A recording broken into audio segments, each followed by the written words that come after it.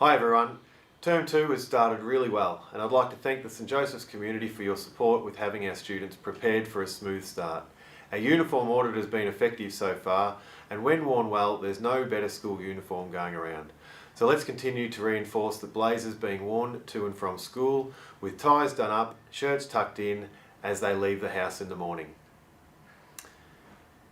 Some scripture from John 20. Then Jesus said to Thomas, "Reach your finger here and look at my hands, and reach your hand here and put into my side. Do not be unbelieving, be believing." And Thomas answered and said to him, "My Lord and my God."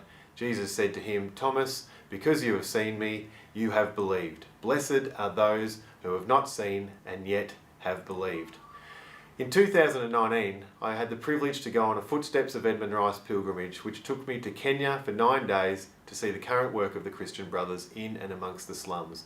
And then I had 9 days in Ireland, where the journey began for the Christian Brothers under the leadership of Edmund Rice.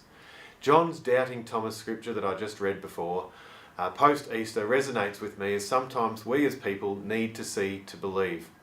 This pilgrimage for me really opened my eyes up to the poverty that dominates developing countries and the positive impact that education can have on such communities.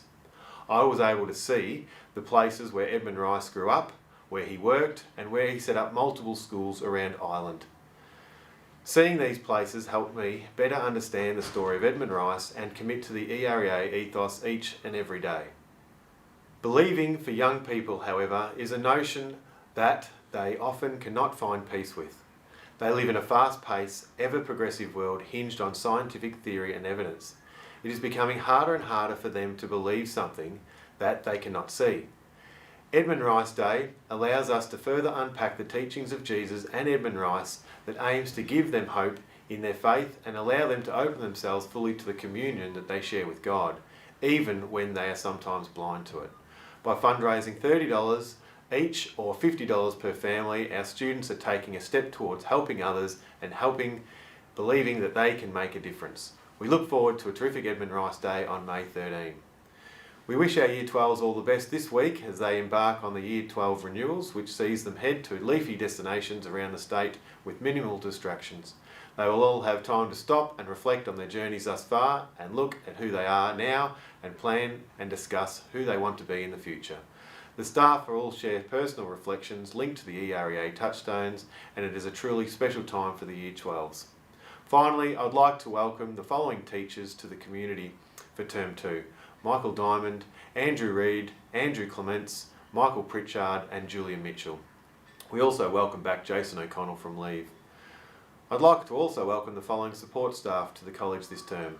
Jodie Warwick, who works in events and community and development, Roxy Curran in Ed Support, Noreen Panzasas joining canteen staff from 9th of May.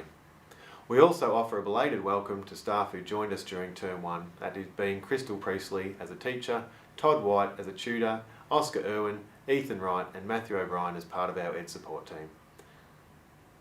We also congratulate Laura Gordon, who has been appointed as the Head of Learning Resource Centre, and Luke Guy, who has accepted the appointment as College Librarian. Thanks everyone.